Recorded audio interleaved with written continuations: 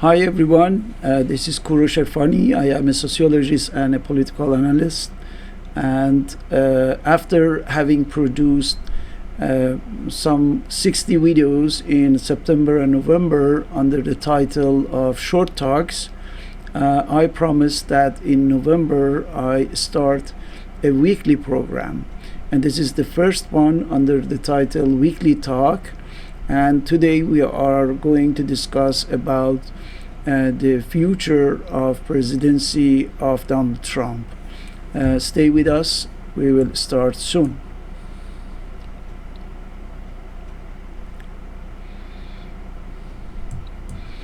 All right, as you know, on November 4th, 2025, there were 4 elections in New Jersey, New York, Virginia, and California. And all of them were successful for Democrats and a defeat for Republicans.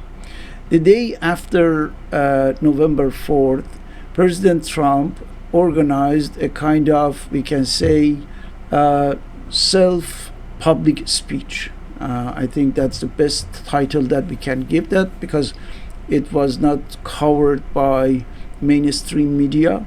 It was not covered by MSNBC, CNN, and nobody paid attention. During this public speech, Trump presented the same ideas, the same nonsensical things, talking about golden age, talking about the United States as the most successful country on the earth, the richest economy, the most powerful military, and everything good, everything positive, of course. The same thing that he had repeated a few days ago in the interview during the 60 Minutes program.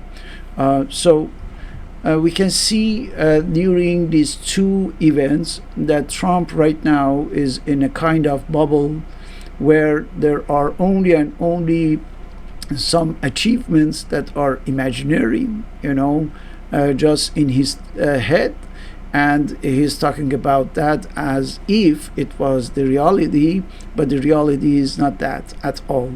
It's the result of his imagination and the imagination of those who are surrounded by him, of course. And what is worrisome is that with the status that he has, the American presidency, we must be really afraid about the consequences of having someone with a total distance, a total disconnection with regard to what's happening at this position, and I think with all the responsibilities that are assigned to this position, everyone is really worried about the future of the United States and even the future of the world, because when you cannot really connect to the reality and see what is going on around you, of course you can make the decisions that could be catastrophic, believe me.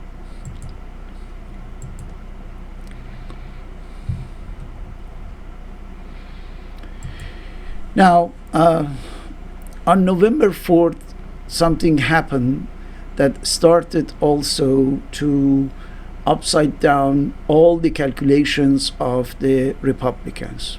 Because from that date and afterward, the Republicans start to ask themselves if their future is not really at risk. And I'm talking about the political future of those who are senators, who are representative at House.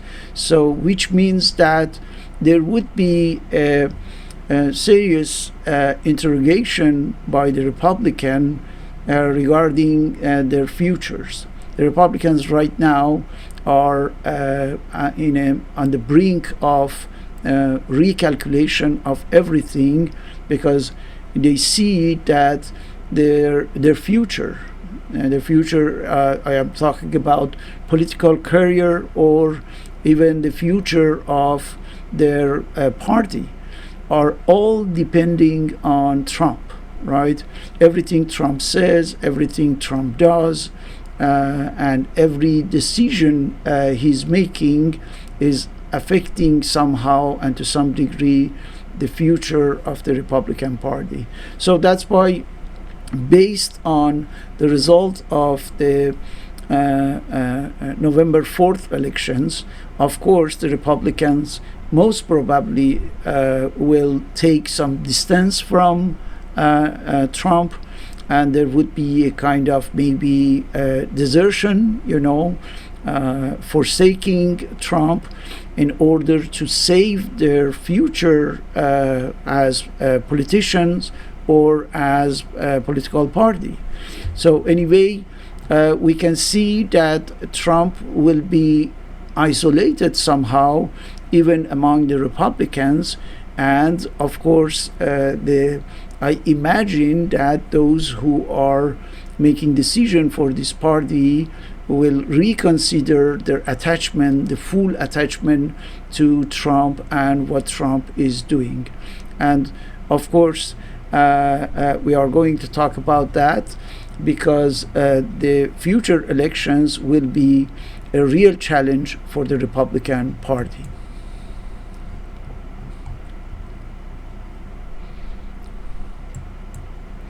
Yes, the Republicans are afraid of losing everything on November 2026. We have right now the famous reactionary trend that we see always in the United States when the people are not really satisfied with the current government. They start to vote immediately and almost without any consideration for the opponent, right, for the other party. Sometimes even despite their political or ideological background, they do so, right? But the problem right now is that it's a little too premature for President Trump and for the Republican Party to lose almost everything. The result of this election on November 4th showed that if everything is the same from now to November 2026, there would be for sure a landslide victory for the Democrat Party, and which means that they will have a large majority in Congress. And of course, immediately what they are going to do is to impeach Trump from January 2027, right? 2 years before the end of his presidency's term. So that's why it's for the Republican, it's very important to keep effectively kind of balance in Congress, and for Trump also his future and the future of his presidency is now under balance. And of course, he will try to do everything that's necessary to avoid it. I don't know if he is going to attempt the unconstitutional things or not, but it's possible, because otherwise he will be sure that the Trump empires, Trump empire will fall in January 2027. That's for sure, if everything goes in the same direction that we saw in November 4th.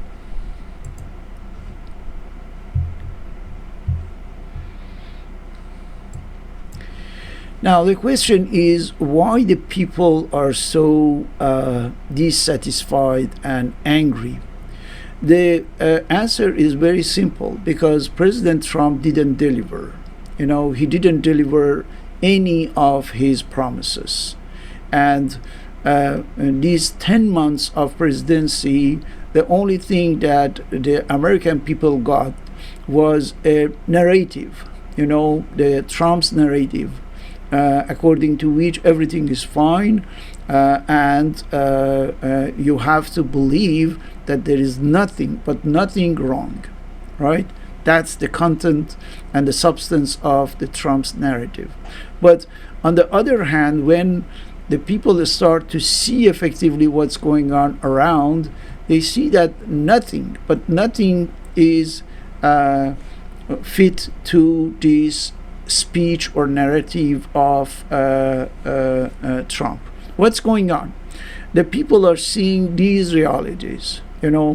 Inflation is going up, right? Unemployment is rising. Tens of millions of Americans right now are in food stamp. All right, there is the historic record of government shutdown. Potentially, the United States is ready for several war. In Venezuela, in Nigeria, here and there.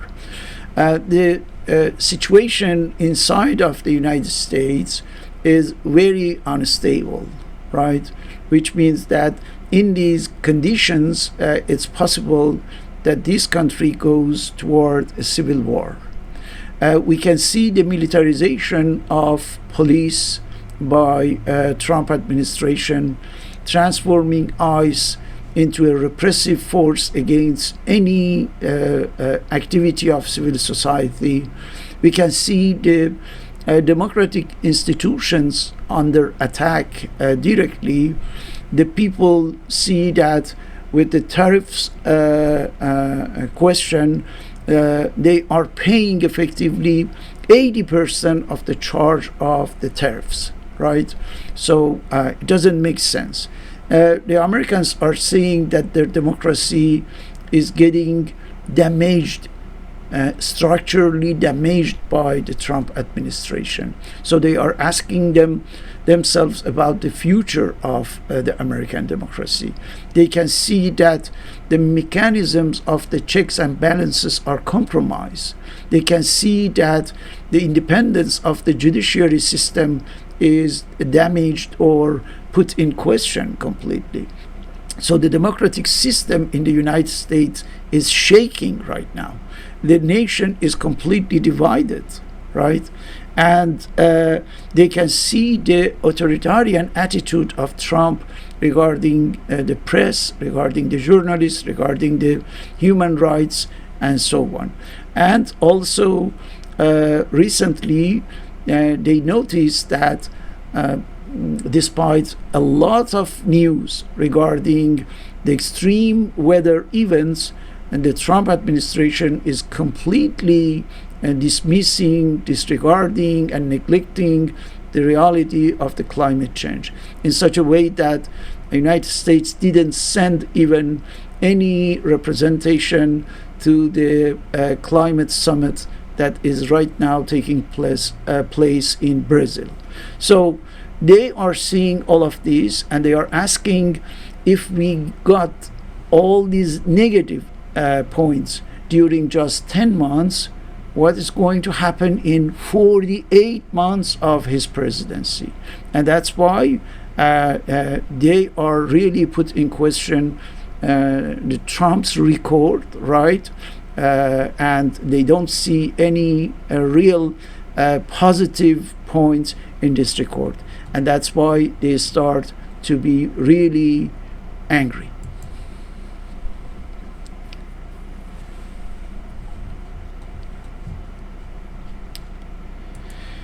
Now,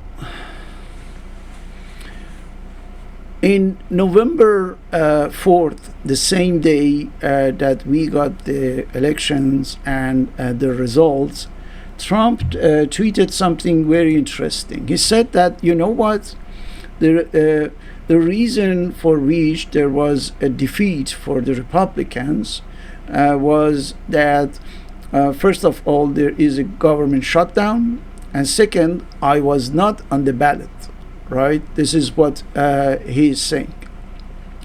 This is only half-truth, right? It is not a complete truth. When he is talking about the government shutdown as a cause of dissatisfaction of the people, of course, that's true. But he is lying when he said that because I was not on the ballot. No, on the contrary. Conversely, we can say exactly because Trump was on the ballot. Even though the elections were about something else, but we know that the people were voting against Trump. So that's why if Trump is saying so, I think he does it purposely in order to send a message to the Republicans, according to which, don't look at me. I am not here for anything. So if you want to know why you lost, you have to think something else. You have to think elsewhere. You have to see elsewhere, and not taking me as the cause of this historical defeat. Right? I think the Republicans are not ready to buy that, right? They know that right now everything that's related to the Republican Party is somehow linked to what Trump is doing, what Trump is saying, what Trump is deciding, and so on. So on the ballot was effectively a matter of Trump's policy, Trump's behavior, Trump's attitude, Trump's actions, Trump's decision, and so on. So that's why this statement is not true.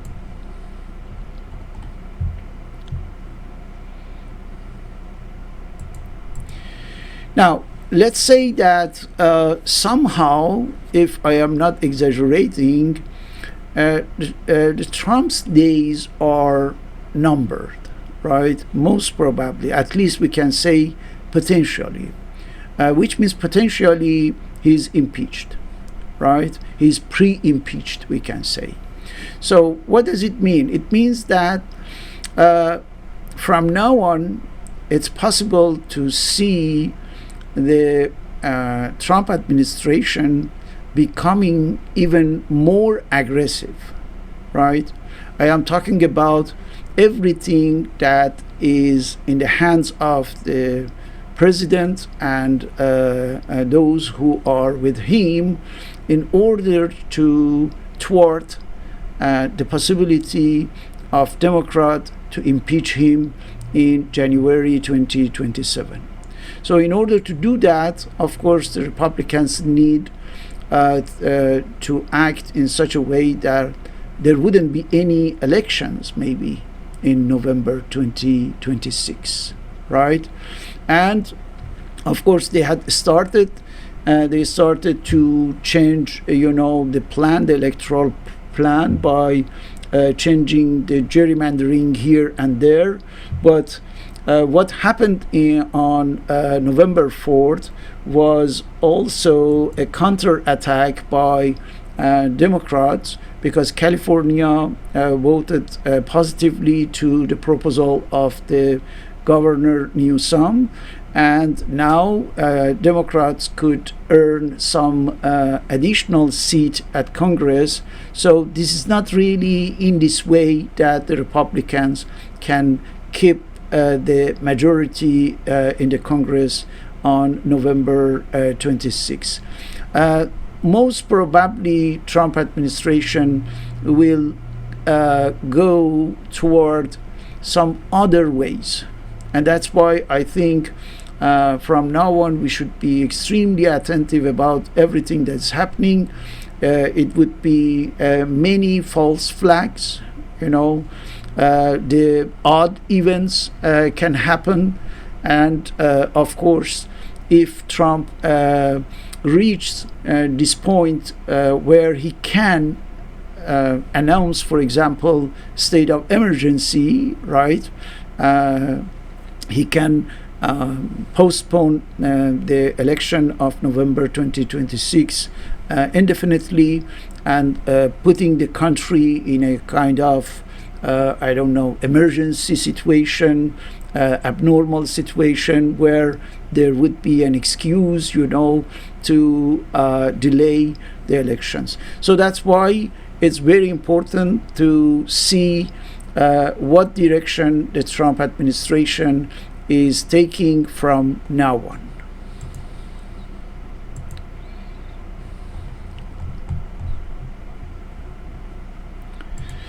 So at the end, I would like to emphasize on the importance of the civil society's role.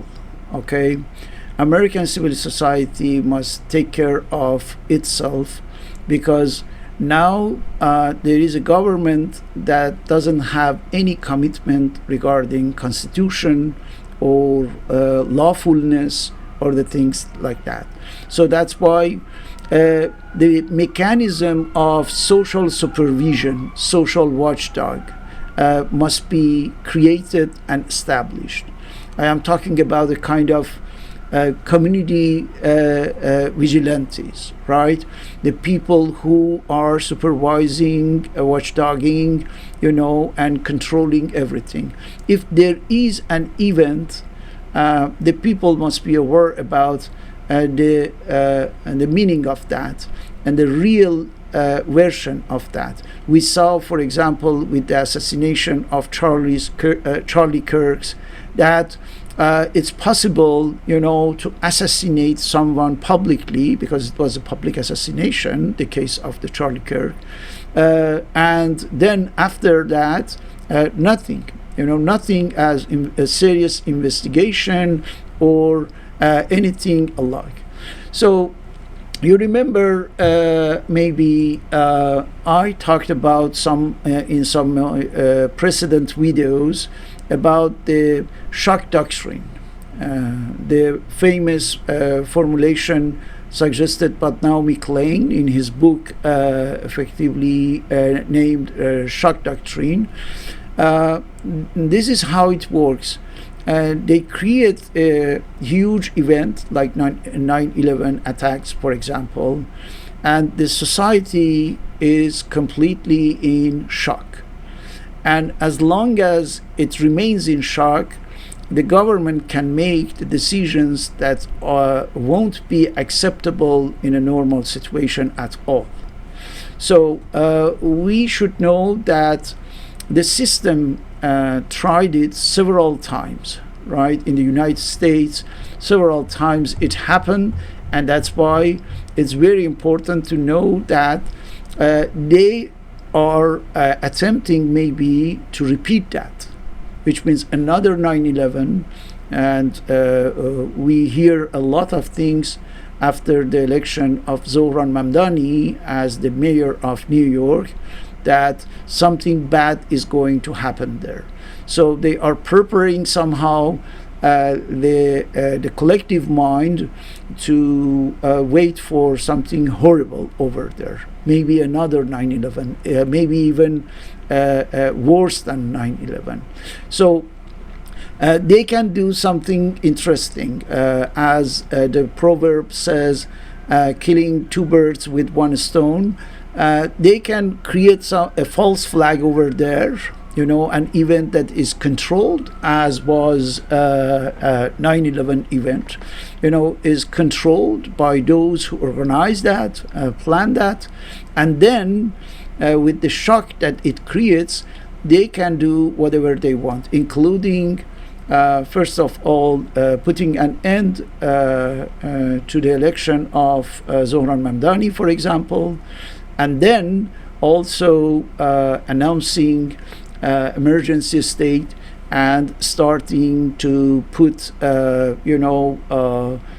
indefinitely in postponing somehow any elections that are coming, including November 26 or maybe even 28.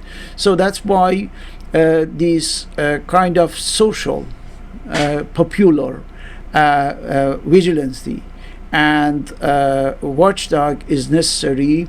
Every American citizen must be aware about the possibility of something happening, and that's why we need a huge awareness, a huge collective awareness, seeing everything that's happening, the narratives, for example, the preparation of this or that, and detecting, the plan and then trying to thwart that, trying to neutralize that. This is something that civil society can do that. You remember we talked about social power. Social power is the organized power of citizens. We need that. We need that essentially from now on, after the election of November 4th, is a kind of emergency for citizen awareness, citizen consciousness, citizens' attention. And that's why democracy needs effectively to be protected by who? By the people. Why? Because the democracy is the government of the people, for the people, by the people. That's our task. That's the task of the citizens. Thank you very much for watching this video, and see you next week with the Weekly Talk 2. Thank you.